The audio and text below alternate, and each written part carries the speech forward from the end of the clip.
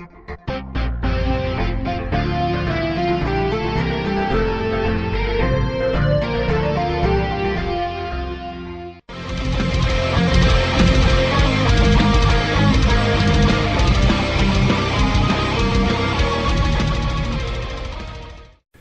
welcome back to The Zone, everybody. I am Brant Fowler, and this is another installment of the 12 Days of Zone 4. And yes, I realize Christmas is over, and technically I missed 3 of the 12 days.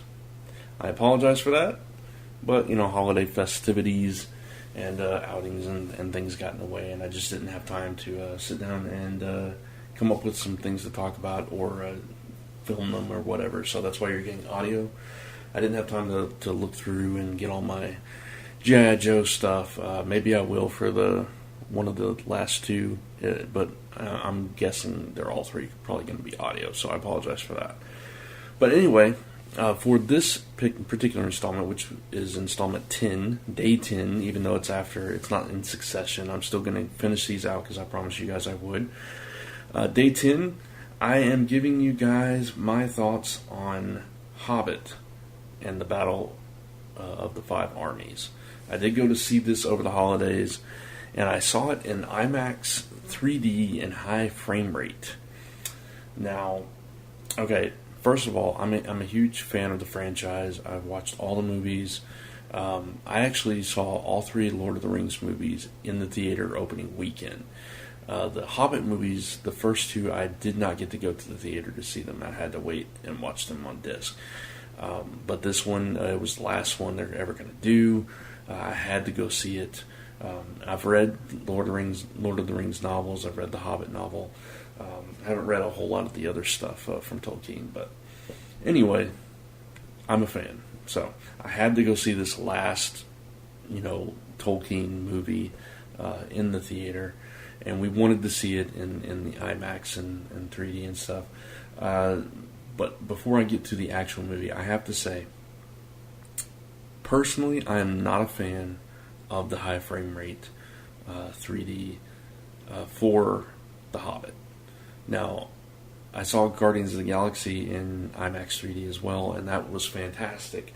The thing with The Hobbit, though, is at such a high frame rate, it's like you're watching a soap opera. It's that kind of filming where everything is just, there's no cinematic to it. It's very much like watching a live play or something. And the CGI is also a lot more evident when you put it in that kind of high frame rate. So that kind of took me out of the movie for like the first 20, 30 minutes. Sorry, I'm a little hoarse, so I had to take a drink. But I don't know, just the high frame rate really bothered me. I didn't care for it that much. Once I was able to get past that, though, I was able to actually get into the movie and enjoy the movie for what it was.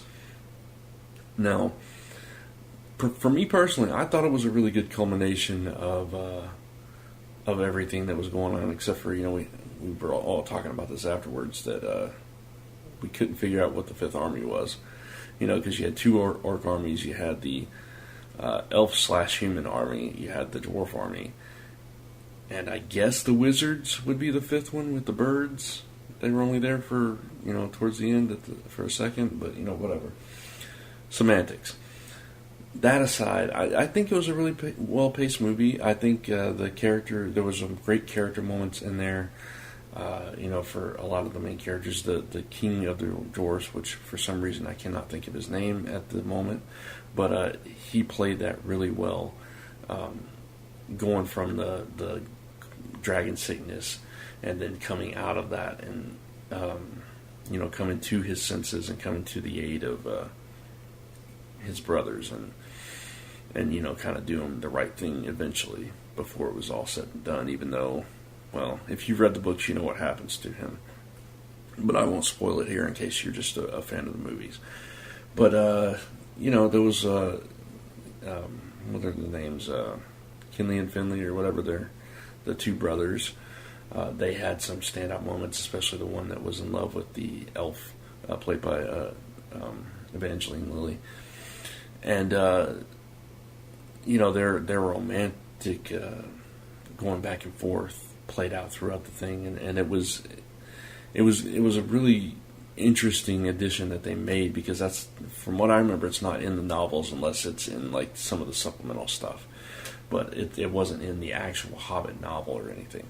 So I love that addition, and it kind of played up this whole dwarf elf thing, because we know that they're at odds, and the whole thing with Legolas, having to choose between his father and the woman that he loves, even though she doesn't, it's unrequited love and that kind of thing. So there was a lot of themes going on throughout here in the midst of this big, massive battle that everybody's preparing for. The cinematics with the fighting scenes between all the characters, even with the CGI and the high frame rate, it was fantastic seeing. Why can't I think of any of these names? Azrog, or however you say his name, the leader of the orc army, versus the lead dwarf. Their skirmish on the ice, and how that all played out was really well done. The whole orc battle, the dragon battle, where I'm like totally blanking. It's like early in the morning, and I can't think of anybody's names, but the human that defeated the dragon, which happened very early on in the movie, to get that out of the way so that they can move on with the rest of the movie. But that was really nice. Cumberbatch's voicing his cadence as Smaug, as he's approaching and thinking he's superior before he falls and all that kind of stuff. I am giving that away because it happens like in the first 20 minutes. It was a fantastic movie, I thought. I didn't feel like it was too long. I didn't feel like it drug out. I know I've seen some other reviews where they felt like that. I thought the pacing was very well. I thought all the little subplots throughout, with the guy and his family, and with the dwarves and Bilbo, and with Gandalf's side story being trapped by the orcs and having to be rescued, and that little seed that they planted for Lord of the Rings. I thought it was fantastic. I thought it was a great way to cap off the franchise. Even though it kind of bothers me that we did the main story and then the prequels again. It's kind of like Star Wars. But still, they were fantastic stories, and they mentioned some of the characters that we're familiar with. Legolas was in the films. They mentioned Aragorn at one point. They, at the end, they kind of redo that scene with older Bilbo before he's, on his 111th birthday, before he heads out to Rivendell, and all this stuff. They mentioned Rivendell, and so there's all these seeds that they planted. Saruman saying, "I'll deal with Sauron," and all this stuff. And I thought it was very poetic. It was a nice cap. It was a nice way to bring to conclusion the cinematic, universe as imagined through Peter Jackson's eyes for the Lord of the Rings and the Hobbit, the whole Tolkien universe. So I really enjoyed it. I hope you guys get a chance to see it in the theater. I think you really do need to see it in the theater. And, those are my basic thoughts on it. I apologize for missing characters' names. For some reason, everything's just blanking on me. And I've seen, 3 different Hobbit movies and read the comic and read the novel, so I should know these characters. But for some reason, they're just totally slipping my mind right now. So anyway, that's going to wrap up this installment of the 12 Days of Zone 4. Sorry again, guys, for being so late with this. I hope you are enjoying these still. I am going to crank out the last 2 on New Year's Day and January 2nd. Also, on January 2nd, look forward to, even though the show is not back yet, look forward to that special episode that was cut out that we, with Chuck Kennedy, Carrie Kelly, John Wilson, myself. It is for mature listeners, but I'm going to try my best to get that up on Friday.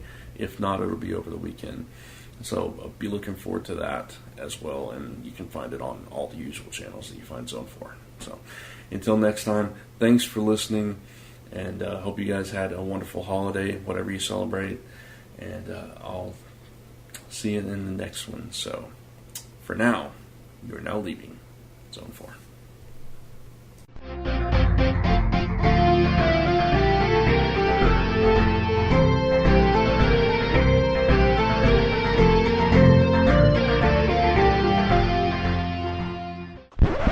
This has been a Gonzo Goose production. Honk!